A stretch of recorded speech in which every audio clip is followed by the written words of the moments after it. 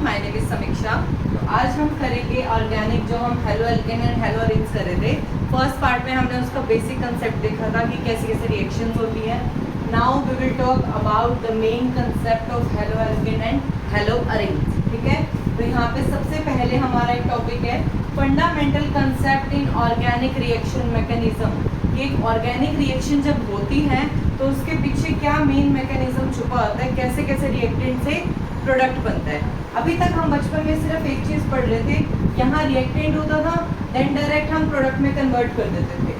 तो ये रिएक्टेंट से प्रोडक्ट बनने में क्या क्या बीच में प्रोसेस होती है, ये रिएक्टेंट से प्रोडक्ट बनता क्यों है, कैसे बनता है, इसकी बिल्कुल डिटेल में आज हम कंसेप्ट पढ़ेंगे। ठीक है, तो सबसे पहले हमारा देखो, जो हम रिएक्टेंट की बात करते हैं, यहाँ पे हम रिएक्टेंट को क्या बोलते हैं, सबस्ट्रेट बोलते हैं। या जो भी हम ऑर्गेनिक मॉलिक्यूल लेंगे, हम ऑर्गेनिक केमिस्ट्री की बात कर रहे हैं, तो यहाँ हमारा ऑर्गेनिक मॉलिक्यूल का सबस्ट्रेट होगा। ठीक है, ऑर्गेनिक मॉलिक्यूल का सबस्ट्रेट होगा।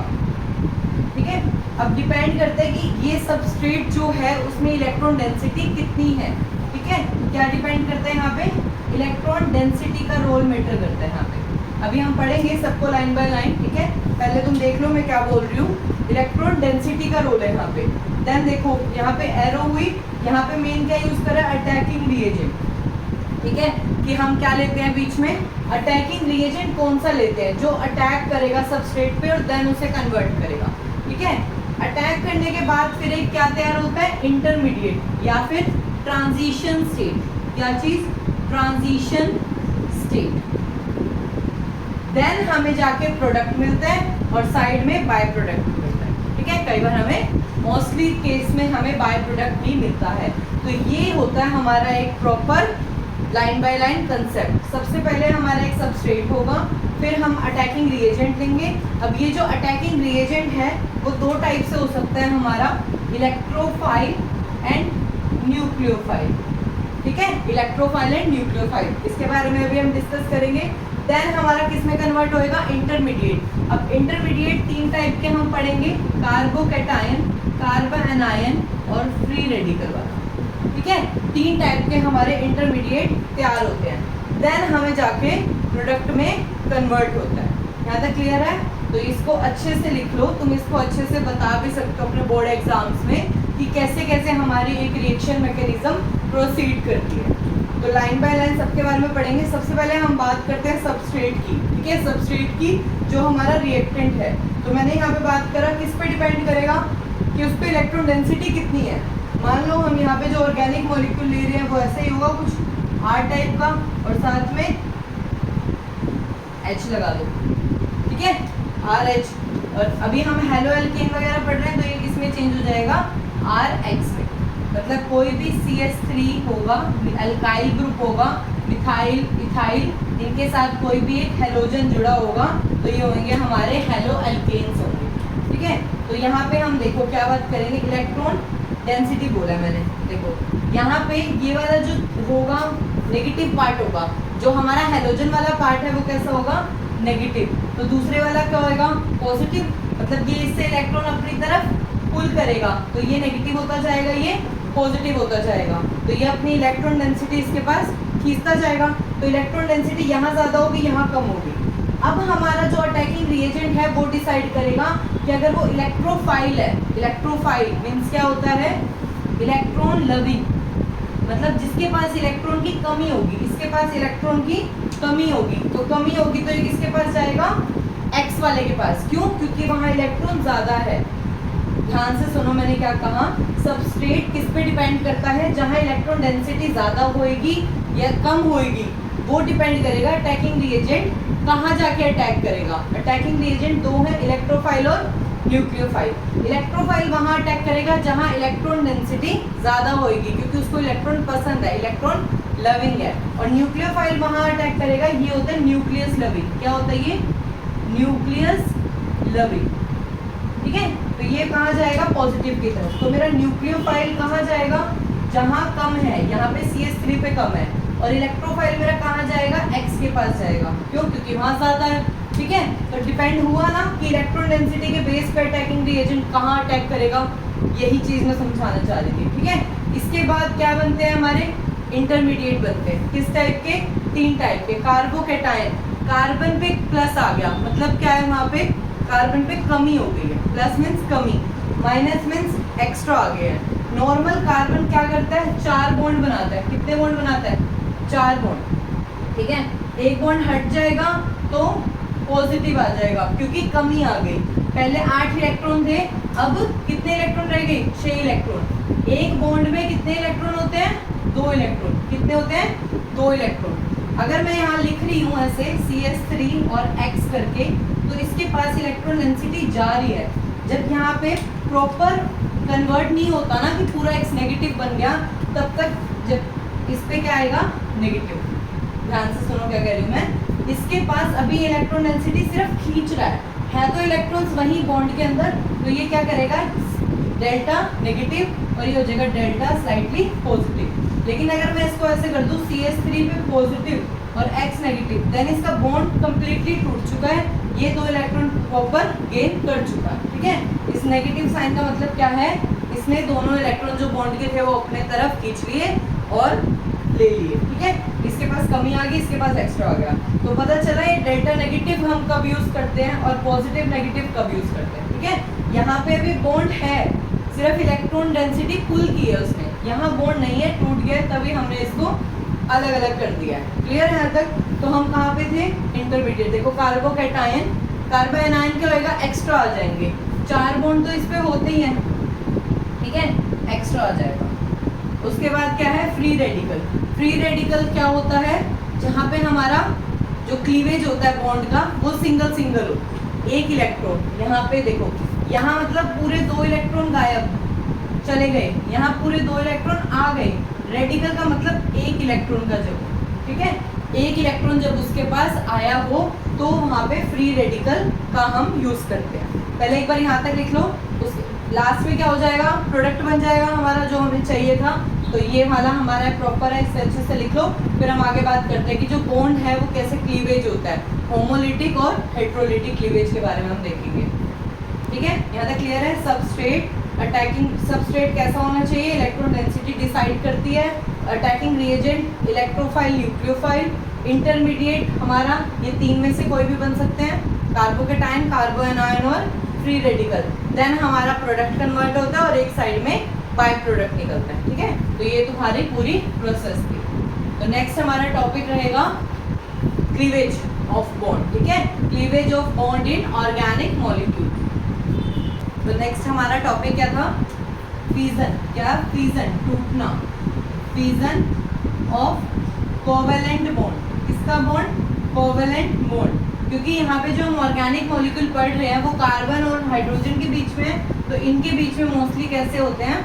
कोवेलेंट बॉन्ड होते हैं, शेयरिंग करके बॉन्ड्स बनाए जाते हैं, कोवेलेंट बॉन्ड होते हैं। तो ये दो टाइप के होते हैं हमारे, होमोलिटिक, सेकंड हेट्रोलिटिक। ठीक है, तो पहले वाला जो इसका नाम है, इसका नाम क्या है? होमो। होमो मीन्स क्या होता है? सेम, मतलब जो एटम्स के बीच में बॉन्ड बना है वो दोनों सेम एटम्स होने चाहिए। सेम एटम्स के बीच में क्लीवेज होगी। जैसे कि A कोई मान लिया और A मान लिया, इन दोनों के बीच में जो बॉन्ड बना है उसमें एक एक इलेक्ट्रॉन जो होंगे वो एक ये लेगा और एक ये लेगा। एक बॉन्ड में 2 इलेक्ट्रॉन होंगे, एक बॉन्ड ये लेगा और एक बॉन्ड ये लेगा। इस वाली एरो को कहते हैं फिश एरो। ठीक है, जब एक साइड ऐसे डंडी है तो इसका मतलब क्या है? एक इलेक्ट्रॉन ही एक्सचेंज हुआ है। और अगर मैं ऐसे एरो लगा दूं, इसका मतलब क्या हुआ? दोनों इलेक्ट्रॉन ले गए। ठीक है, तो यहाँ पे क्या हुआ? एक इलेक्ट्रॉन ये ले गया, एक इलेक्ट्रॉन ये ले गया, तो इन्होंने क्या बनाया? A radical plus A radical, या इसको हम और कह सकते हैं 2A रेडिकल। ठीक है, तो ध्यान रखना जब भी होमोलिटिक क्लीवेज तुम्हें करवानी हो तो सेम एटम्स होने चाहिए, तब जाके वो क्लीवेज होगी। हेट्रोलिटिक में क्या होएगा? Different atoms. क्या होएगा? डिफरेंट एटम्स के बीच में, जैसे यहाँ पे कोई A होगा और B होगा, इनके जो दोनों के बीच में 2 इलेक्ट्रॉन हैं वो प्रॉपर कौन ले जाएगा? जो भी ज्यादा इलेक्ट्रोनेगेटिव होएगा। केस ध्यान रखना, मतलब देख लेना कौन सा ज्यादा इलेक्ट्रोनेगेटिव है। ठीक है, जो ज्यादा इलेक्ट्रोनेगेटिव होगा वो दोनों इलेक्ट्रॉन अपनी तरफ पुल करके ले जाएगा और दूसरे वाला पॉजिटिव हो जाएगा। तो ये बनेगा A पॉजिटिव और B नेगेटिव। क्लियर हुआ? तो ये होगी हमारी होमोलिटिक फ्यूजन और ये होगी हमारी हेट्रोलिटिक फ्यूजन। ठीक है, होमोलिटिक में सेम एटम, हेट्रोलिटिक में डिफरेंट एटम्स होने चाहिए। और अगर मैं इसमें कह दूं कि ए वाला ज़्यादा इलेक्ट्रोनेगेटिव है तो यहाँ पे ये जो दोनों इलेक्ट्रॉन है वो ए ले जाएगा, ए पे नेगेटिव आ जाएगा और बी पे पॉजिटिव आ जाएगा। तो ध्यान रखना जो ज़्यादा इलेक्ट्रोनेगेटिव है वो अपनी तरफ इलेक्ट्रॉन को पुल कर लेगा, ठीक है। तो ये दो टाइप से हमारे फ्यूजन थे। उसके बाद अगर हम बात करें तो नेक्स्ट हमारा टॉपिक है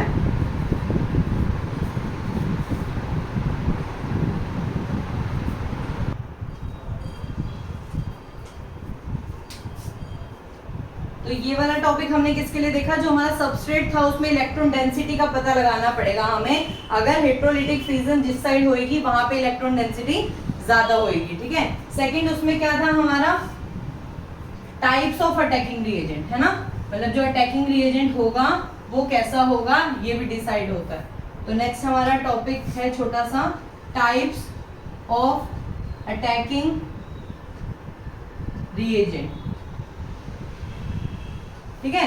तो एक हमारा क्या होता है इलेक्ट्रोफाइल और एक होता है हमारा न्यूक्लियोफाइल, ठीक है। तो देखो इलेक्ट्रोफाइल अभी मैंने बताया क्या होता है, इलेक्ट्रॉन लविंग, तो ये कहाँ जाएगा, जहां इलेक्ट्रॉन ज्यादा होंगे वहां जाएगा। तो ये कैसा होता है इलेक्ट्रॉन लविंग होता है, इलेक्ट्रॉन लविंग होता है। और ये क्या होता है न्यूक्लियस लविंग, मतलब पॉजिटिव वाले के पास जाना प्रेफर करेगा। तो बस इसका मतलब जैसे जैसे क्वेश्चंस करेंगे तो तुम्हें ये चीज समझ आ जाएगी। इसमें इतना ही ध्यान रखना, electrophile electron loving, nucleophile nucleus loving, ठीक है। थर्ड क्या था हमारा, इंटरमीडिएट कितने बनते हैं 3। तो हमारा पहला था कार्बोकेटायन। तो कार्बोकेटायन कब बनेगा, क्या नाम है इसका, कार्बोकेटायन, जब इसके पास 2 इलेक्ट्रॉन की कमी होती है। तो ये इस टाइप से होता है कुछ प्लस और इसके 3 बॉन्ड, ठीक है। तो ये कैसा होता है अनस्टेबल, अनस्टेबल बोल दो, इलेक्ट्रॉन डेफिशिएंट बोल दो, ठीक है। इसका मेन क्या होता है, इसमें डिग्री पूछते हैं, मतलब इसमें टर्शरी कार्बोकेटायन सबसे ज्यादा stable, then secondary, then primary, then हमारा सिंगल मिथाइल ग्रुप, ठीक है। और टर्शरी वाला कार्बोकेटायन ज्यादा स्टेबल क्यों होता है, देखो यहाँ पे हमारा टर्शरी कार्बोकेटायन का मतलब क्या है, ये वाला कार्बन 3 नेक्स्ट कार्बन से जुड़ा हुआ है ना, ये इसी का मतलब हो गया टर्शरी। 3 डिग्री पढ़ा था ना हमने पिछले लेक्चर में, डिग्रीज ऑफ, ठीक है। तो ये देखो ये 3 जगह से इसको अपनी इलेक्ट्रॉन डेंसिटी दे रहा है इंडक्टिव इफेक्ट से, ठीक है। इंडक्टिव इफेक्ट, मेसोमेरिक इफेक्ट, इन सब के शॉर्ट्स मेरी चैनल पे पोस्ट हैं, तो वहां जाके प्लीज देख लीजिए, बिल्कुल छोटे छोटे शॉर्ट्स हैं, आपको सारे इफेक्ट क्लियर हो जाएंगे, ठीक है। Inductive effect, hyper conjugation effect, mesomeric, resonance, ठीक है, इलेक्ट्रोमेरिक इफेक्ट, हर किसी के शॉर्ट्स बनाए हुए हैं, तो प्लीज वहां जाके देखना ताकि तुम्हें समझ आए मैं क्या बोल रही हूँ कि ये दे रहे हैं इसको, ठीक है। तो ये प्लस आई इफेक्ट लगा रहे हैं, तो ये 3 जगह से दे रहे हैं, जबकि सेकेंडरी वाले में इसको 2 जगह से इलेक्ट्रॉन डेंसिटी मिल रही है। तो इसके पास कमी है, इसको देने वाले यहाँ 3 है, इसको यहाँ देने वाले 2 हैं, तो टर्शरी वाला ज्यादा स्टेबल हुआ ना सेकेंडरी वाले से, इसलिए मैंने ये वाला ऑर्डर लिखवाया है, ठीक है। कि टर्शरी कार्बोकेटायन मैक्सिमम होता है, फिर सेकेंडरी स्टेबिलिटी में, फिर first primary and then methyl group, ठीक है। तो ये हो गया हमारा टाइप ऑफ अटैकिंग रिएजेंट, और ये हो गया हमारे जो कार्बोकेटायन इंटरमीडिएट्स बन रहे थे। कार्बा एनायन में क्या हो जाएगा, इसका नाम होता है कार्बा एनायन, मतलब इस पे नेगेटिव आ गया, मतलब इस पे एक्स्ट्रा आ गए, तो ये भी अनस्टेबल हुआ, ना ज्यादा पसंद ना कम पसंद, ठीक है। टोटल 80 इलेक्ट्रॉन होने चाहिए, और ये इलेक्ट्रॉन रिच हो जाता है, ठीक है, इलेक्ट्रॉन रिच हो जाता है। ये इलेक्ट्रॉन डेफिशिएंट कमी उस पे एक्स्ट्रा आ जाते हैं, तो कार्बन आयन इलेक्ट्रॉन रिच हो जाता है, ठीक है। यहाँ तक क्लियर है। तो मेनली हम कार्बोकेटायन का रोल पढ़ेंगे हमारे इस चैप्टर में, ठीक है। कार्बोकेटायन वाला ज्यादा ध्यान रखना अच्छे से, ठीक है। तो यहाँ तक हो गया। उसके बाद हमारा क्या था, प्रोडक्ट कन्वर्ट हो जाता है, तो वो जो सीरीज थी हमारी सबस्ट्रेट, अटैकिंग रिएजेंट, इंटरमीडिएट और प्रोडक्ट, वो चारों हमने डिटेल में पढ़ लिए, ठीक है। तो अब हम चलते हैं हमारा मेन कंसेप्ट हेलो एल्केन्स और हेलो अरेन्स में।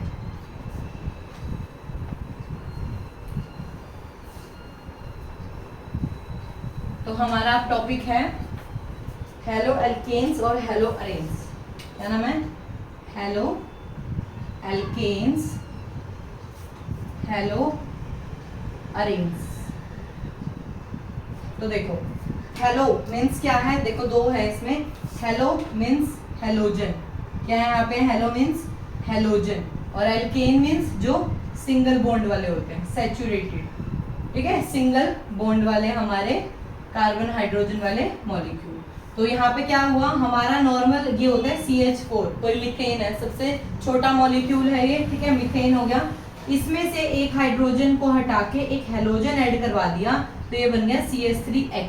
ये होता है हमारा हेलो एल्केन, जिसमें एक हाइड्रोजन को रिप्लेस करके एक हेलोजन आ जाए, वो बन जाते हैं हमारे हेलो एल्केन बन जाते हैं। जैसे यहाँ होता अगर C2H6 होता तो ये बन जाता C2H5X।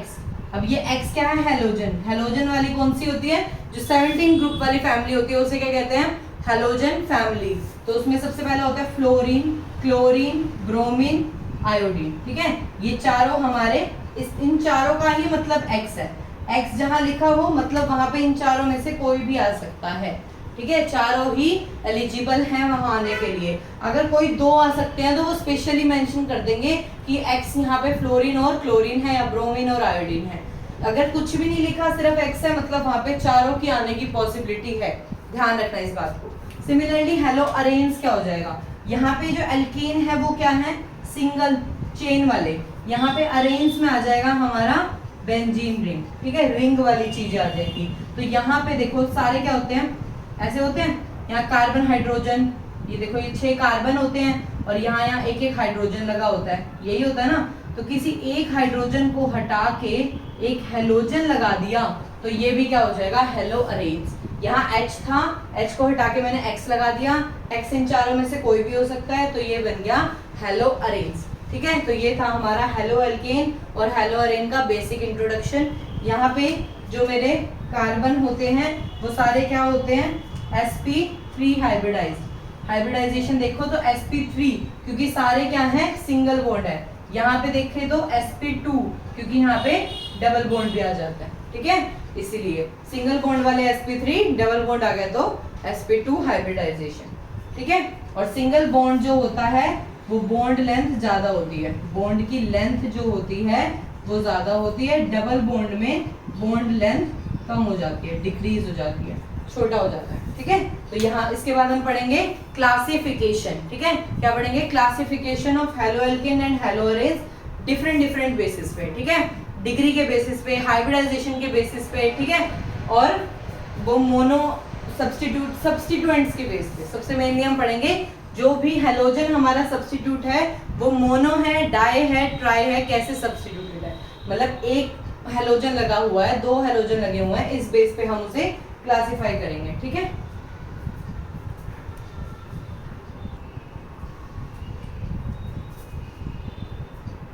तो नेक्स्ट हमने अब क्या पढ़ना है, classification on the basis of number of halogen substituted. कितने हेलोजन सब्स्टिट्यूटेड हैं उनके बेसिस पे हम इन्हें कैसे क्लासिफाई करेंगे। फर्स्ट है हमारा मोनो हेलो एल्केन, मतलब सिंगल हेलोजन लगा होगा। डाई हेलो एल्केन 2 हेलोजन लगे होंगे। ट्राई हेलो एल्केन 3 हेलोजन लगे होंगे। तो फर्स्ट का एग्जांपल जैसे हमारा CH3Cl, एक ही हेलोजन एटम यहाँ पे लगा हुआ है। CH3Br, एक ही हेलोजन एटम यहाँ पे लगा हुआ है। या फिर और एग्जांपल जैसे CH3, CH2, CH2I, तो यहाँ पे भी एक हेलोजन सब्स्टिट्यूटेड है, ठीक है। तो इस टाइप से। नेक्स्ट है हमारा die halo alkane, 2 halogen substitute होंगे। इसमें 2 हमारे कैटेगरीज होती हैं, एक को बोलते हैं जेम और एक को बोलते हैं विस। जेम से जेमिनल और विस से विसिनल, ठीक है। जेमिनल, विसिनल, ठीक है। विसिनल का याद रखो, विसिनल मीन्स होता है पड़ोसी, ठीक है, पड़ोसी मतलब साथ वाले कार्बन पे, 2 साथ वाले कार्बन पे 2 हेलोजन लगे हो। हमें तो 2 हेलोजन लगाने से मतलब है, साथ वाले कार्बन पे लगे होंगे तो विसिनल, एक ही कार्बन पे 2 हेलोजन एटम लगे होंगे तो जेमिनल। ये फर्क था, ठीक है। एक ही कार्बन एटम पे 2 हेलोजन हो तो जेमिनल, अलग अलग कार्बन साथ वाले कार्बन पे ही हेलोजन लगे हो तो विसिनल। थर्ड है ट्राई हेलो एल्केन, तो 3 हेलोजन लगा दो, CHCl3, 3 हेलोजन लगे यहाँ पे, ठीक है। तो ये होता है हमारा first classification on the basis of number of halogen substituted, ठीक है। सेकंड लिखो classification on the basis of hybridisation, ठीक है। नेक्स्ट टॉपिक लिखो साथ साथ, classification on the basis of hybridisation. क्या करोगे, हाइब्रिडाइजेशन के बेस पे।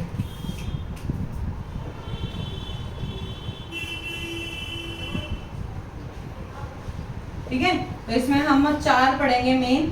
फर्स्ट वाला को लिखो तुम अलाइलिक, विनाइलिक लिख लो, चलो विनाइलिक। सेकंड वाला अलाइलिक, थर्ड हो गया बेंजाइलिक, ठीक है, और फोर्थ हो गया तुम्हारा अराइल, हैलाइड, ठीक है। तो ये 4 पढ़ेंगे हम। देखो विसिनल अभी हमने पढ़ा था, हाँ, पड़ोसी पड़ोसी, ठीक है। तो जो भी हमारा देखो जो भी हमारा हेलोजन सब्स्टिट्यूट होगा, ठीक है, उसके साथ वाला कार्बन, जिस पे हमारा हेलोजन सब्स्टिट्यूट है उसके साथ वाला कार्बन डबल बॉन्डेड होगा, ठीक है। जिस पे हमारा हेलोजन लगा हुआ है उसके जस्ट साथ वाला कार्बन अगर डबल बॉन्ड हो तो वो विनाइलिक। अलाइलिक में क्या हो जाएगा, जहां हेलोजन लगा है उसके साथ वाले कार्बन को छोड़ के नेक्स्ट कार्बन अगर डबल बॉन्डेड हो तो वो क्या होता है हमारा अलाइलिक। ध्यान रखो, विनाइलिक मींस पड़ोसी, मतलब साथ वाला। इसमें हेलोजन जो है वो जिस कार्बन से जुड़ा है वही डबल बॉन्डेड, इसमें जिससे हेलोजन कार्बन से जुड़ा है उसके साथ वाला कार्बन डबल बॉन्डेड, ये फर्क है, ठीक है। बेंजाइलिक में देखो बेंजीन बनाओ पहले तो, ठीक है, यहाँ पे ऐसे बना दो।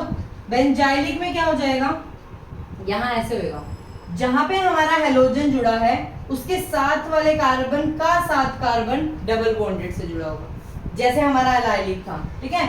अगर मेरा जो हेलोजन है वो कार्बन के नेक्स्ट कार्बन अगर उसका डबल बॉन्डेड हुआ तो वो बेंजाइलिक, और अराइल में क्या होएगा, जस्ट नेक्स्ट से जुड़ा हो, मतलब यहाँ डबल बॉन्ड है तो इसी से ही हमारा हेलोजन जुड़ा हो।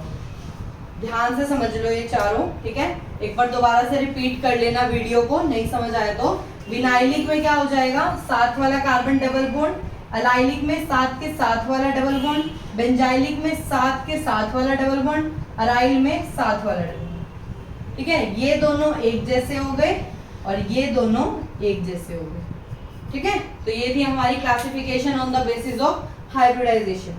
नेक्स्ट एक last classification on the basis of degree, ठीक है। क्या लिखोगे, on the basis of degree, on the basis of degree, ठीक है। तो हमें पता है कैसे होती है डिग्री, प्राइमरी, सेकेंडरी या टर्शियरी। मतलब मेरा जिस कार्बन से हेलोजन जुड़ा हुआ है अगर वो मेरा प्राइमरी कार्बन है, प्राइमरी कौन होता है, जो सिर्फ एक ही कार्बन से अटैच हो, बाकी देखो एक बॉन्ड यहाँ एक बॉन्ड यहाँ, कितने रह गए इसके, एक एच और एक एच, मतलब ये अगर एक कार्बन एटम से जुड़ा हो तो ये प्राइमरी, तो इसके साथ वाला हेलोजन कैसा होगा, प्राइमरी, ठीक है। सेकेंडरी में क्या हो जाएगा, जिससे मेरा हेलोजन जुड़ा है ये वाला कार्बन आगे नेक्स्ट 2 कार्बन से जुड़ा हुआ हो तो ये कैसा हो जाएगा मेरा सेकेंडरी, और जिस कार्बन से मेरा हेलोजन जुड़ा हो वो नेक्स्ट 3 कार्बन से आगे जुड़ा हो तो ये हो जाएगा मेरा टर्शियरी, ठीक है। तो हम इसे इस टाइप से डिग्री के बेसिस पे भी क्लासिफाई कर सकते हैं। तो ये तुम्हारे एनसीईआरटी में बहुत अच्छे से डिफाइन हो रखे हैं फर्स्ट एंड सेकंड पेजेस पे, पहले 2-3 पेजेस पे ही अभी तक का मैंने जो पढ़ाया है।